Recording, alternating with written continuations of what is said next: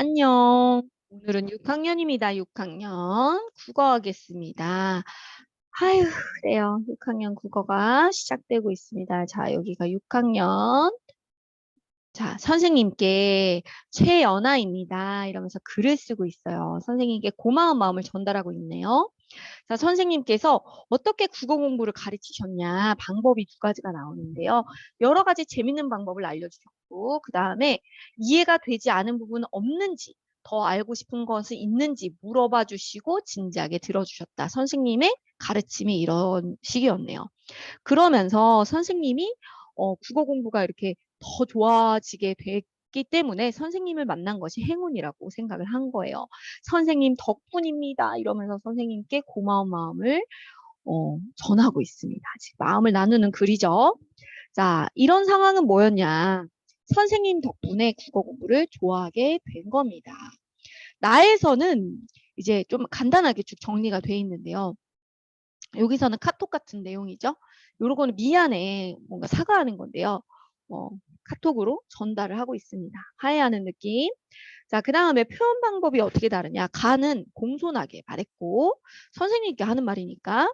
그 다음에 친근하게, 친근해. 반말이어도 뭐 기분 나쁘게 말하지 않았어요. 친근하게. 자, 글 가는요, 하고 싶은 말을 편지로 쓰니까 자세히 표현할 수가 있고요. 나는요, 그 사람의 반응을 바로 확인할 수가 있습니다. 자, 읽고 그냥 대답을 안 하면 좀 속상하겠지만. 자, 이번에는요, 점심시간에 미역국을 엎질러서 지호 가방이 더러워져가지고, 이해해준, 그리고 그거, 그럴 수 있지. 아유, 괜찮아. 이렇게 말해준 지호한테 미안하면서, 너무 미안하면서도 고마운 마음을 나누는 글을 쓰는 거예요. 자, 그리고서 편지를 썼습니다. 이렇게 고마워. 너 진짜 착한 것 같아. 막 이런 글을 썼습니다. 신우가 나누려는 마음은 1번, 3번이에요. 미안하면서 고마우면서. 무엇에 해당하나요? 기억이 뭐였냐면은 지호야 내가 이거 엎질렀잖아. 너는 근데 도와줬어. 이게 뭐냐면 일어난 사건을 정리한 거예요. 그 상황에서 느낌부터 바로 말하지 않고 그 상황을 다시 설명을 한 거예요. 상대방이 기억을 못할 수도 있으니까.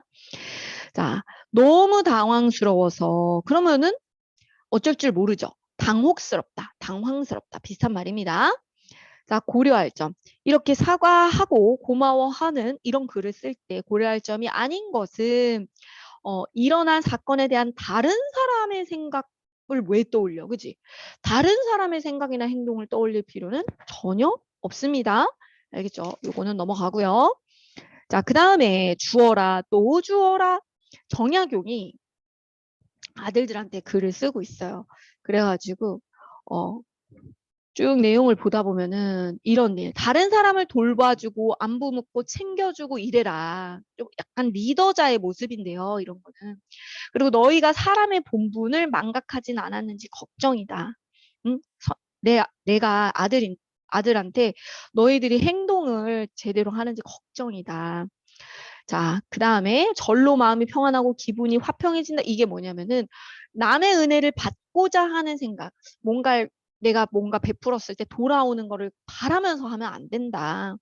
그러면은 안 된다. 그런 병폐, 하늘을 원망하거나 이러면 안 된다. 다른 사람 미워하면 안 된다. 그런 병폐, 그런 나쁜 그런 생각, 병든 생각을 하면 안 된다.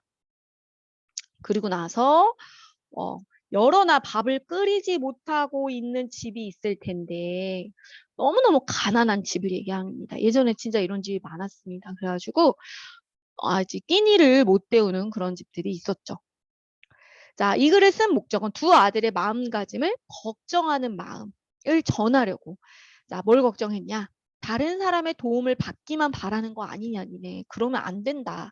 얘기를 하고 있고요.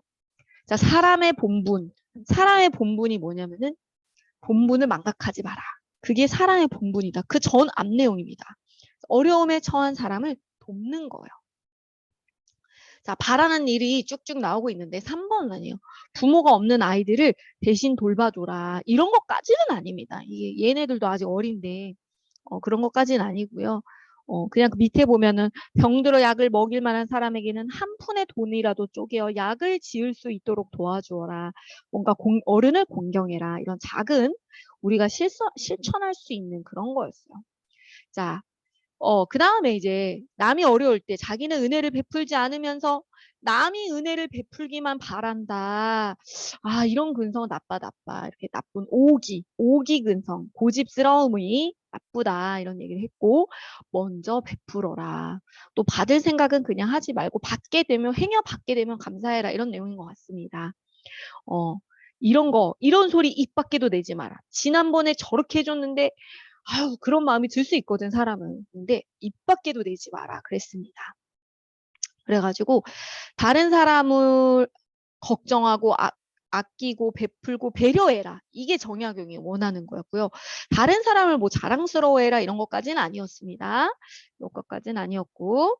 자, 환심은 뭐냐면은, 기뻐하는 거예요. 좋아하는 그런 마음이고, 그 다음에 공덕은 이게 좋은 말인데 착한 일을 해서 쌓아 올리는 덕입니다. 업적입니다.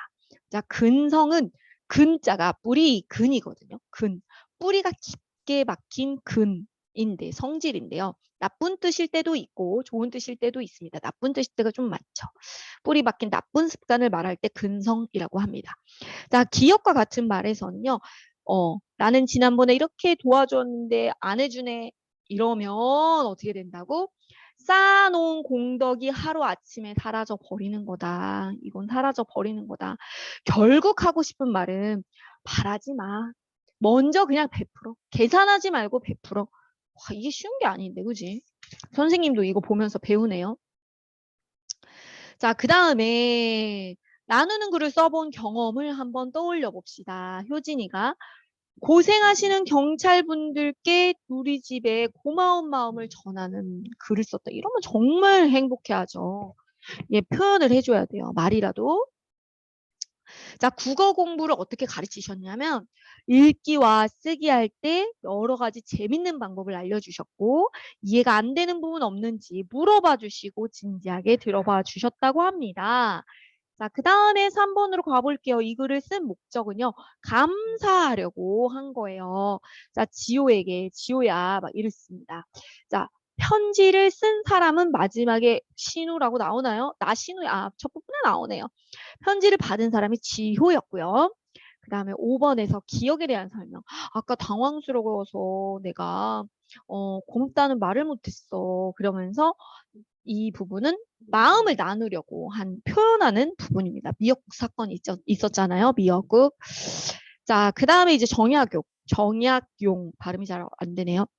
자, 이거 두 아들의 마음가짐을 걱정하고 있었습니다.